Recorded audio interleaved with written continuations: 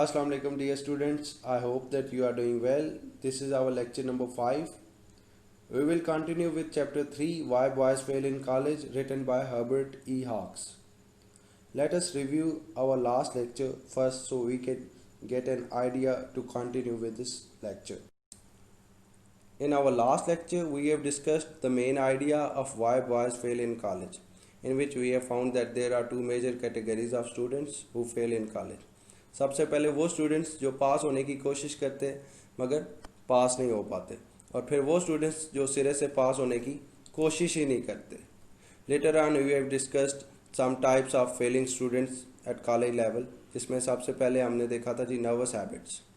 ऐसे स्टूडेंट्स जो nervous habits का शिकार होते हैं, जब भी वो पढ़ने बैठते हैं तो वो अपनी पढ़ाई पे फोकस नहीं कर पाते, कंसंट्रेट नहीं कर पाते और लिहाजा वो फेल हो जाते हैं. Like we have discussed an example from the chapter के एक ऐसा बच्चा जो नर्वस हैबिट का शिकार होता है, वो जब पढ़ने को बैठता है तो उसका ख्याल आता है जी कि मुझे अपनी पेंसिल शार्प कर लेनी चाहिए. फिर उसे ख्याल आता है कि शायद मुझे सारी पेंसिल्स जो वो शार्प कर लेनी चाहिए, और इसी चक्कर में वो अपना सारा टाइम ज़ाया कर देता है. Then we have discussed mistaken ambition.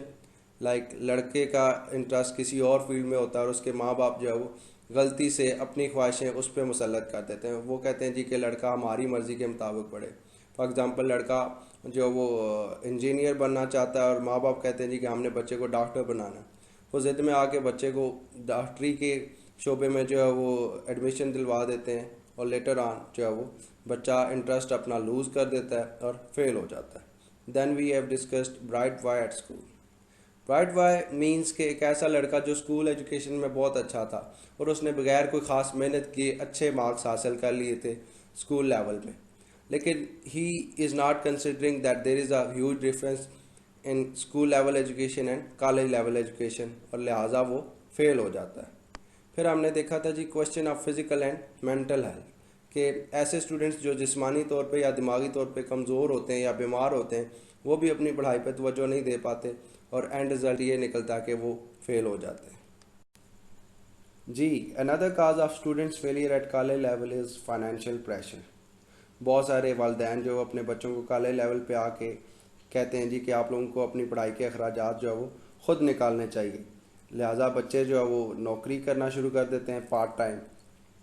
उससे होता क्या है कि बच्चे की रूटीन बहुत टफ हो जाती है और नई नई नौकरी लगी होती है और इतनी को हाई फाई सैलरी होती नहीं है, और बच्चे को उस सैलरी में जो है वो अपने स्टैंडर्ड ऑफ लिविंग भी मेंटेन करना है, अपने कॉलेज के ड्यूज़ भी भरने हैं. तो लिहाजा उसका जो स्टैंडर्ड ऑफ लिविंग है वो भी नीचे आ जाता है और स्टैंडर्ड ऑफ एजुकेशन भी नीचे आ जाता है. लाइक इकनॉमिक्स के स्टूडेंट्स जानते होंगे कि there is a vicious circle of poverty in economics.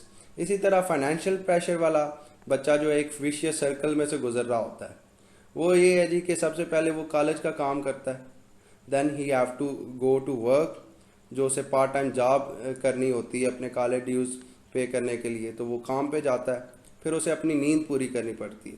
इस पूरे प्रोसेस में बच्चे के पास एक्स्ट्रा टाइम नहीं होता कि वो अपनी पढ़ाई को दे सके, लिहाजा वो फेल हो जाता है. Next we have sports and literary activity. It is said that a great number of students destroy their educational careers for sports activities and so-called literary activities. यहाँ पे राइटर जो है वो सैटिरिकल टोन यूज़ कर रहा है कि तलबा जो है वो कॉलेज में पढ़ने आते हैं मगर बजाय पढ़ने के वो खेलों की सरगर्मियों में और मुख्तलिफ़ किस्म की अदबी सरगर्मियों में मशगूल हो जाते हैं, और उसका एंड रिज़ल्ट ये निकलता है कि वो पढ़ाई पे तवज्जो ना देते हुए फेल हो जाते हैं.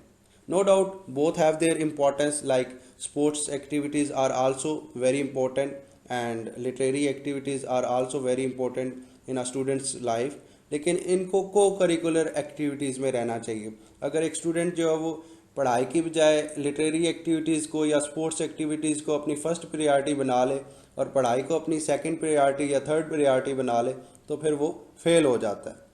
और इसके बाद अगर कोई ऐसा लड़का जो बहुत ज़्यादा इंटरेस्टेड है स्पोर्ट्स में या लिटरेरी एक्टिविटीज़ में, so he should be asked to become a professional player और to be a good writer a literary person, और कॉलेज को इस सिलसिले में उसकी मदद भी करनी चाहिए.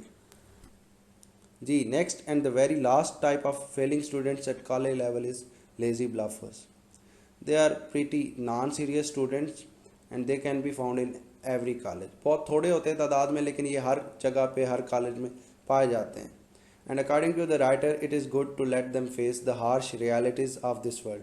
कि इनको इनके हाल पे छोड़ दिया जाना चाहिए, और ताकि ये देख सकें कि दुनिया में इन जैसे सुस्त लोगों की कितनी डिमांड है. So this was the whole story of why boys fail in college. इसमें हर्बर्ट ई हॉक्स ने बहुत सारे मिसाइल पेश किए हैं जिनकी वजह से कॉलेज में स्टूडेंट्स फेल होते हैं.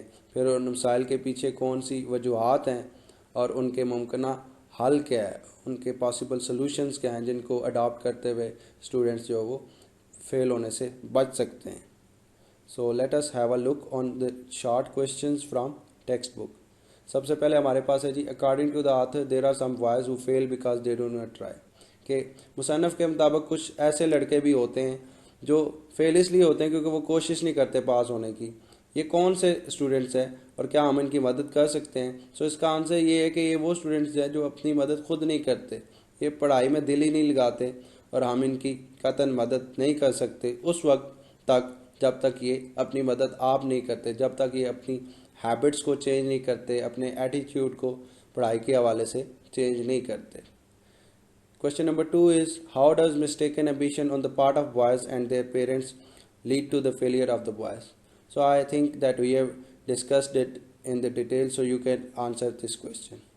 And later you have different questions. I hope that you will be able to answer all of these questions.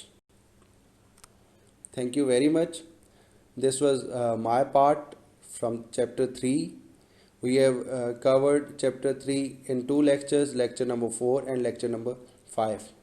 If you have any questions regarding chapter 3, why boys fail in college, you can just ask me by sending an email, or you can just comment on this video. Thank you very much.